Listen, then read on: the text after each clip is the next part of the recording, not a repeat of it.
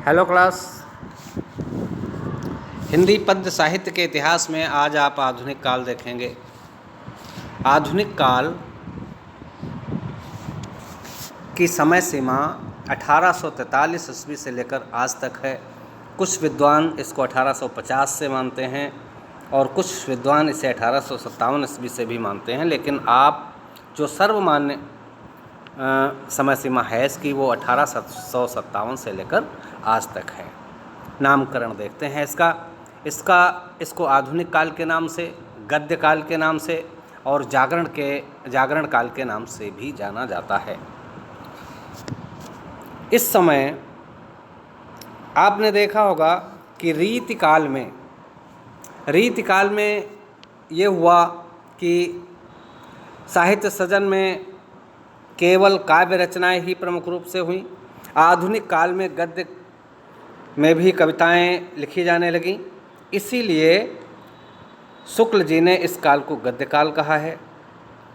रीति काल में साहित्य जो था वो पूरी तरह से आश्रयदाताओं की दृष्टि का साधन बनकर रह गई थी, लेकिन इसके विपरीत आधुनिक काल का साहित्य जनता का साहित्य बन गया। कवियों ने नए शासन प्रणाली, अर्थव्यवस्था से पीड़ित वर्ग को अपनी कविता का विषय वस्तु बनाया और सामान्य जनता की समस्याओं, आवश्यकताओं और विडंबनाओं को साहित्य में स्थान मिला।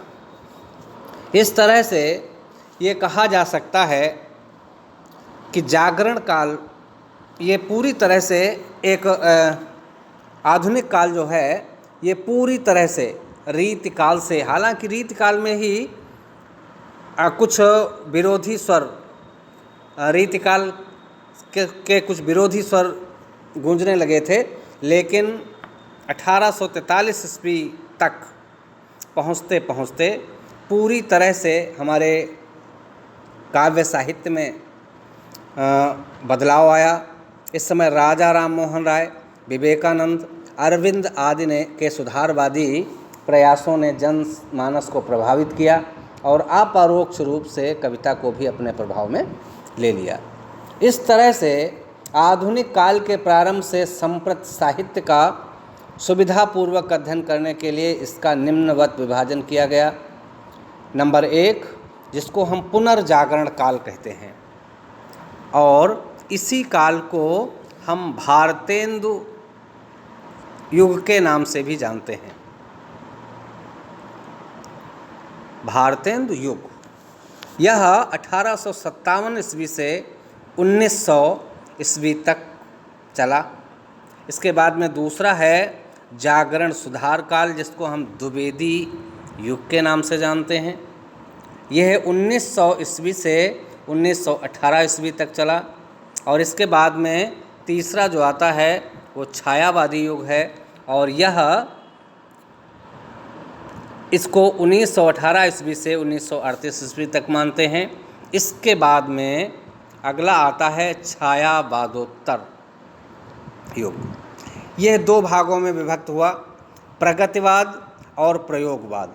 ये 1938 से लेकर के और 1953 ईस्वी तक चला। नई कविता, जिसको नवलेखन काल भी कहा जाता है, ये जो है 1953 ईस्वी से आज तक है। तो इस तरह से ये आपका हिंदी साहित्य का इतिहास है जिसे आपने देखा, और इसको आप नोट कर लें, लिख लें और तैयार भी कर लें। थैंक्स।